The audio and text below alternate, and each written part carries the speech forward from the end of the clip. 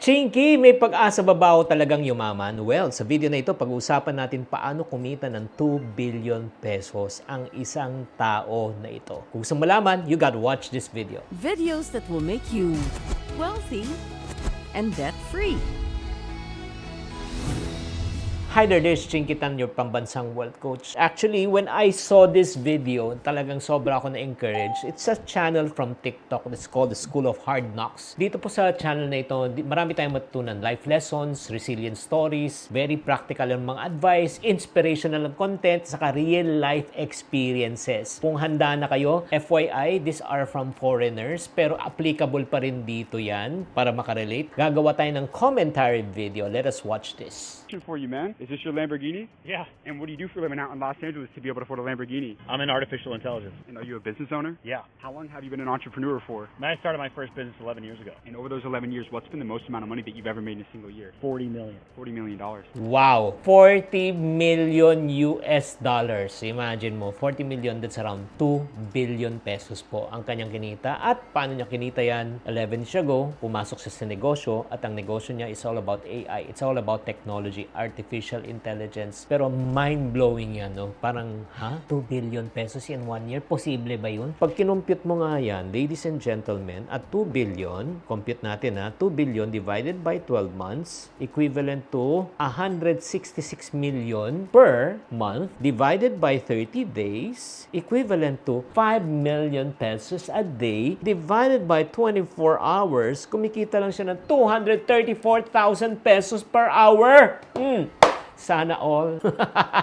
Ngayon lang po ako napasana all, ladies and gentlemen. Pero hindi pa nagtatapos ang tanong niya. Ang next na question niya ay medyo matalinhaga. Na-broke na ba siya? Naging mahirap ba siya dati? At ito po ang sagot niya. Bro, I used to eat top ramen and Pop-Tarts, breakfast, lunch, and dinner from begging the Chase bank attendant to take $40 because I was negative $80 in my bank account. And I was trying to tell him to wipe it even so I'd stop getting these fees. Wow! Makikita mo na dumaan din siya talaga sa kawalan. Imagine mo, hanggang $40, may 2,000 pesos na lang po siyang natitira. At I'm sure, ikaw na nakikinig at nanonood ngayon, nakaka-relate ka sa video na ito na may pinagdadaanan ka siguro at naubusan ka rin at sinasabi mo, may pag-asa pa ba ako? Pero yun, ano nangyari? Ngayon, nagbago na talaga ang buhay niya. Pero ito nga, meron pa siyang sunod na katanungan. At anong katanungan niya? What keeps people broke in today's world? You look at society as a whole. Friends.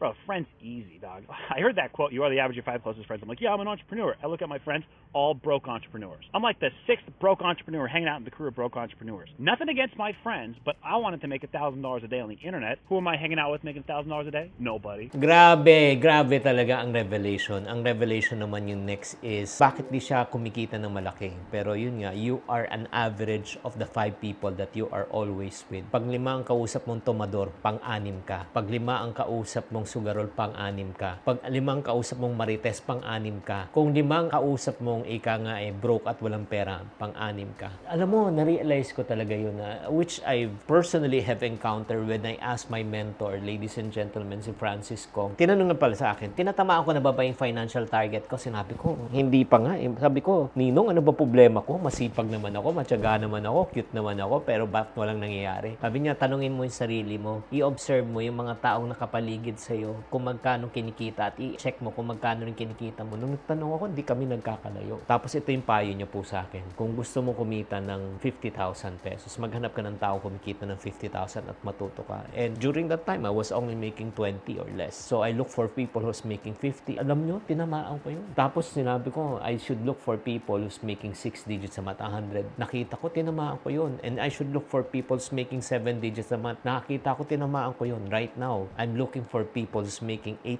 digits per month. Oo, grabe. So, yan na yung target ko. Ang sarap talaga ng pakiramdam. Tama talaga yung sinasabi niya. That's the reason I want to ask you right now. Ikaw nakikinig at nanonood sa video na ito. Pansinin mo, sino ang madalas mong kasama? Pakitype lang sa comment section. Huwag ka na magtaka. Nagtataka ka ba kung bakit ganun pa rin ang income mo? Again, there's nothing wrong with staying with your friends, no? Kaibigan mo yan through thick and thin. Pero Pero kailangan, ang goal nyo magkakaibigan, maghilaan kayo paangatan, pataas, di ba? Paunlad ng paunlad, hindi kayo naghihilaan pababa. Kaya kailangan yung mga kausap mo talaga, mga kasama mo talaga, yung mga tao may mga pangarap sa buhay. Do you agree? Type agree in the comment section if you agree. Meron namang katanungan ng tinanong ng host na ito, anong maipapaayo niya sa mga taong na may pinagdadaanan din na katulad niya? Let us watch this. What's your best self-improvement advice to somebody out there? I read like 200 books on sales and business and the subconscious mind. Last book I ever read before my life took off, Conversations with God by Neil Donald Walsh. Before it was all about me and my goals. Eventually you get over that and you're sick of doing you. Like if you think of the best case scenario for your life, 10 out of 10 life, God's plan is 11 out of 10. Wow, grabe. Ay, intindi nito kahit short video yan, less than a minute. Pero yun nga, he read 200 books in his lifetime. Ang ibig sabihin po niyan, you got to be a learner. Kailangan matuto ka talaga. In reality, mahirap talaga gawin isang bagay kapag hindi mo alam. Some people don't value education. Yun ang nakakalungkot eh. Some people value entertainment more than education. But in reality, successful people value education more than entertainment. Kaya nga, huwag kayong manghihinayang na matuto, mag-aral, magbasa, magpaturo, di ba? Pero ito yung pinaka-importante, yung isang book na nabasa nga niya, na sinabi niya, na sinulat ni Daniel Walsh. It's a spiritual book. It's all about God because God really has a perfect plan. Alam mo, totoo yan. Ako, I do agree. And the best book that I've read personally in my lifetime is the Bible. Talagang sa Bible talaga, magkakaroon ka ng wisdom, magkakaroon ka ng inspiration, magkakaroon ka ng hope. One of my favorite verses in the Bible that God promised, God wants to prosper us, not to harm us, to give us hope in the future. He wants to make us the head, not the tail. He wants to make us the lender, not the borrower. He wants to put us at the top, not at the bottom. So, because of those, parang reading those, it helped me to renew my mind. Kaya I want to challenge you, kung gusto mo talaga magbago ang iyong buhay, you have to renew your mind in order for you to renew your life. Grabe. Pero ito yung pinaka-best part ng video na ito. Ano yung pinaka-best advice na pwede nating matutunan from a person who drives a Ferrari and a billionaire? Okay? Ano yung pwede niya maibigay na tip? Ito yung sagot niya. Don't ask for a salary. For the love of God, don't ask for salary. You are ride or die commission only. If you didn't make them money, you don't deserve to eat. But if you make them $1 million, you deserve half that. That's the kind of deals you need to be making. And that's what's going to incentivize your skill set to make you the best. Wow.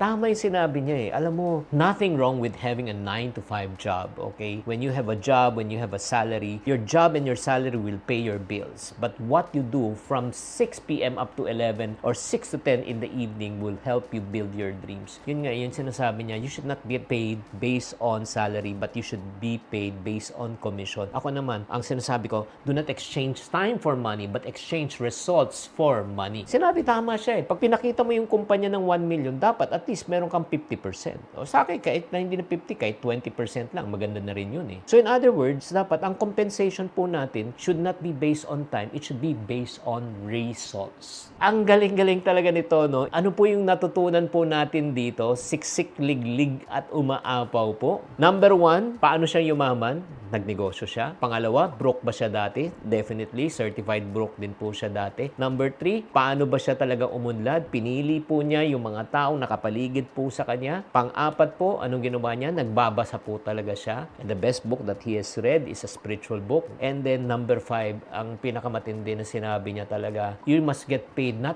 based on your time, but also based on results in terms of commission basis talaga siya. Kaya nga shout out sa mga real estate, sa mga insurance agent dyan, sa mga direct sellers dyan. Alam mo, if you are in that field, you are on the right track. I-continue na lang. And then, you may never know. Alam mo, ikaw nanonood ka sa akin ngayon. Alam mo, pag sinundan mo lang yung sinabi ng mamang to, you can be the next millionaire or even the next billionaire. Kung gusto mo yan, type me in the comment section. Ladies and gentlemen, now, did you like this short session of ours? If you like this short session of ours and you want me to do more sessions from this channel, the School of Hard Knocks, type more. Type more sa comment section. Please type more sa comment section. Guys, there you have it. And please also follow this guys sa School of Hard Knocks. Galing-galing. Alam mo, short lang mga video niya, less than 2 minutes, pero marami kayong mapupulot. Tatandaan, tamang karunungan, tamang disiplina ang susi sa pagyaman.